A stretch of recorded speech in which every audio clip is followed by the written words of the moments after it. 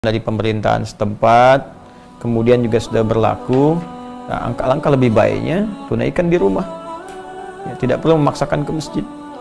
Ya, hadis yang terkait dengan ini, Nabi SAW pernah menyampaikan dalam hadis riwayat sahabat Abu Hurairah radhiyallahu taala anhu, Nabi menyampaikan, "Idza maridal 'abdu aw safar kutiba lahu mithla ma kana 'alaihi muqiman sahihan." Ya, jika seorang hamba sakit atau sedang dalam perjalanan, atau dalam kondisi tidak bisa memungkinkan menunaikan amalan rutinnya karena kondisi tertentu, ya, maka dia mendapatkan pahala yang sama dalam kondisi dia sehat dan mukim, walaupun mengerjakan amalan tidak seperti mulanya. Contoh paling gampang begini, ada orang biasa ke masjid, kaki sakit, gak bisa ke masjid, dipaksakan, sulit sekali. Maka dalam hal dia sholat di rumah, itu pahalanya sama dengan kebiasaan dia sholat di masjid. Dihitung sama. Safar, saya mau ke Bandung, macet luar biasa, lalu saya istirahat di kilometer 57. Ya, saya sholat jamak qashar, bahkan zuhur asar disatukan, dua, bahkan nggak sholat sunnah. Ya, itu kebiasaan saya tetap dituliskan serupa. Pahalanya tetap sempurna, sunnahnya dituliskan karena kebiasaan kita sebelumnya. Jadi jangan khawatir kalau Anda memang yang sudah terbiasa ke masjid, pasti ada kerinduan, pasti itu. Ada pengen, rindu, ya sudah ada kebiasaan, tiba-tiba memang di situ isunya luas, tersebar, zonanya merah. Bukan hanya zona merah, kadang-kadang zona kan dibuat umum. Ya, misalnya sudah ada suspeknya, nggak bisa diprediksi apa seperti apa, jadi dia tunaikan di rumah. Ya, apalagi khawatir. Ya, misalnya kalau ke masjid saya khawatir, ya sudah di rumah. Ya. Tapi dalam kondisi ini pun tetap di masjid itu ada yang bertugas untuk adzan, ya, dan yang standar di situ untuk memakmurkan masjidnya. Jadi jangan sampai ada kalimat nutup masjid, aneh itu. Jadi mohon maaf, jadi jangan sampai ada kalimat yang keliru. Ini saya perhatikan banyak mufti nih saat ini. Jadi semua orang kayak pada jadi mufti ahli fatwa ini. Padahal kan tempatkan pada tempatnya. Jadi bukan menutup masjid. Oh ya. Hanya mengalihkan berjamaah ke rumah bagi wilayah yang terdampak. Ya, cuman yang adzan yang tinggal di masjid, ya tetap adzan di situ, imam rawatib di situ yang tinggal. Ya, yang lain di rumah. Kecuali kalau wilayah-wilayah yang zona hijau, yang nggak banyak terdampak, atau misalnya di komplek yang sudah terisolasi, komunikasinya bagus, orang luar nggak boleh masuk, yang di situ saja misalnya yang menunaikan. Prinsipnya berjamaah itu sederhana sih, orang sakit itu pasti nggak ke masjid. Gitu. Jelas ya?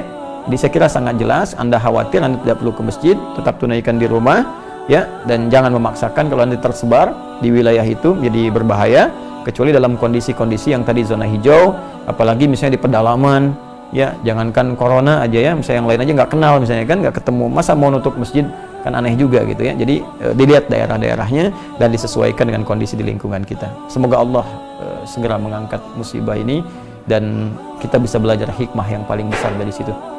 Ya, sebetulnya begini, kita harus banyak merenung ya. Kenapa Allah sampai mengeluarkan kita dari rumahnya? Antum biasa main ke rumah saya bilang jangan datang. Lama gitu. Ya, kira-kira perasaan antum gimana? Bukan karena kangen, Anda pasti akan bertanya, saya salah apa? Ya. Kamu gak usah ke rumah saya dulu deh, ya kan? Pasti Anda akan bertanya, saya salah apa? Sekarang Allah lewat fenomena ini meminta kita keluar dari rumahnya. Sebagian tempat, banyak tempat. Jadi orang yang imannya sadar pasti akan bertanya, ya Allah, saya salah apa gitu?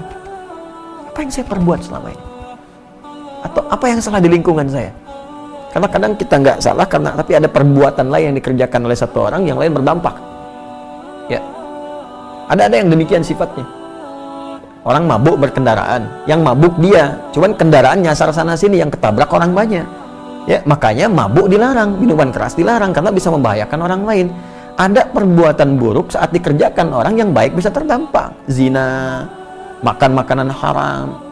Memang ente yang zina, ya. Tapi perbuatan Anda itu bisa berdampak kepada banyak orang. Jangan katakan emansipasi ini sampai bangga, sampai menyampaikan di media, saya punya anak hasil ini begini begitu. Anda yang melakukan, tapi hasil Anda itu berdampak buruk bagi yang lain. Makanya saya pikir ini waktu yang pantas untuk bertobat untuk kita semua. Ya, malam bangun. Minimal satu-satu di antara kita itu bertobat, minta sama Allah, minta ampun, ya Allah ampuni saya. Ya, jangan berpikir tentang kiamat yang besar gitu. Kiamat kecil saja belum tentu kita siap. Kiamat kecil itu kematian. Itu kiamat kita.